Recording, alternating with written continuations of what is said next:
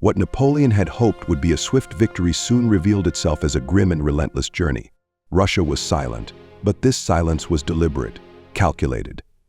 Tsar Alexander Firist, seeing the magnitude of Napoleon's army, knew that facing it head-on would be disastrous. There was no way to overpower such an imperial force with sheer strength. Alexander needed a new strategy, something that would make the very ground of Russia fight back against the French. So he made a bold decision. A decision that would change everything. He ordered his army to withdraw, leaving the path clear for Napoleon to advance. But this retreat was a carefully orchestrated trap. Every village, every farm, every piece of food would be destroyed. Nothing would remain. Alexander wanted Napoleon to find only ashes on his journey to Moscow. Imagine the scene. As the Russian troops pull back, the peasants themselves set their crops ablaze, destroy their homes, and abandon their lands. They leave nothing behind. No wheat, no water, no shelter. The fields become a landscape of smoke and desolation. It was as if Russia itself were transforming into a barren desert. And for Napoleon, with every mile gained, he and his men began to realize that the Russian Empire would not yield easily. For the soldiers of the Grand Army, the sight of these destroyed lands was devastating.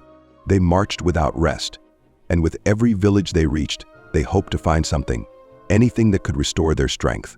But there was nothing. Only ruins and silence. Morale began to wane. It was as if Russia itself were telling them, "You do not belong here. Here, you will find only suffering." For an army this large, supplies were critical.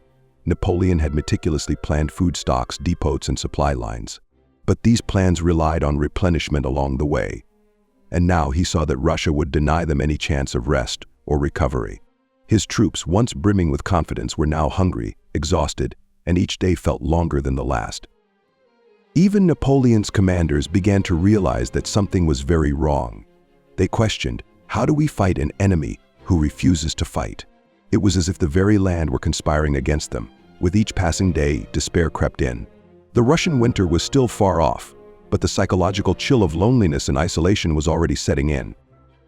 The genius of Alexander's strategy was in his patience. He knew that Napoleon relied on speed, energy, and supplies. Alexander didn't need to win a battle. He only needed to make the territory hostile enough to wear down his enemy.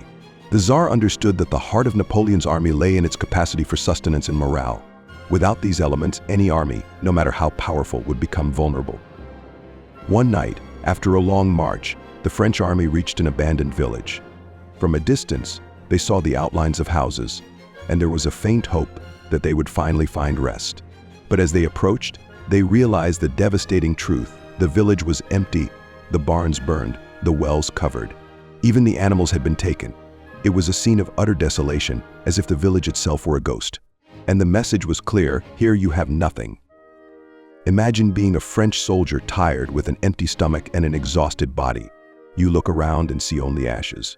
No food, no shelter, and the nights are beginning to feel colder. Russia is turning its back on you. It's as if the very soil is cursed, refusing to offer any kind of comfort or resource. In silence, you begin to doubt, will we survive? Napoleon, though determined, begins to understand the scope of the challenge.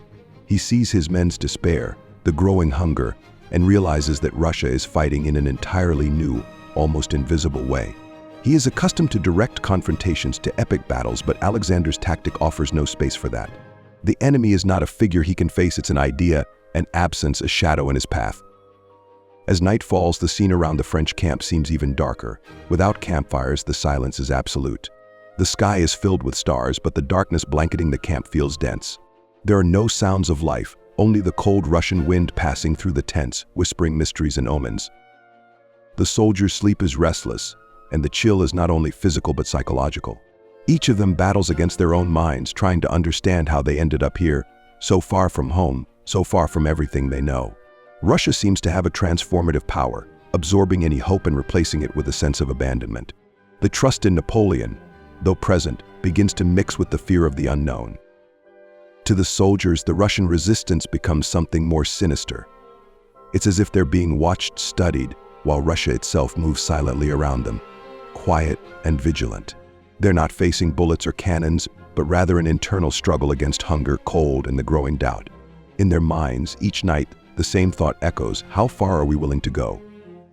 It's a dark irony that an army as powerful as the Grande Armée, which had conquered so many nations, would be undone by the absence of combat.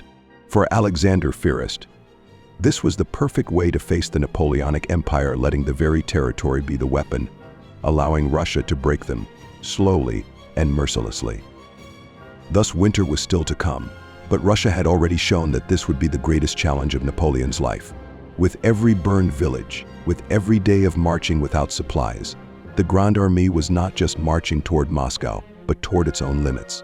And what comes next will only intensify this struggle for survival. In the next part, we'll see how the extreme winter conditions turned this campaign into a true nightmare for Napoleon. Don't miss it!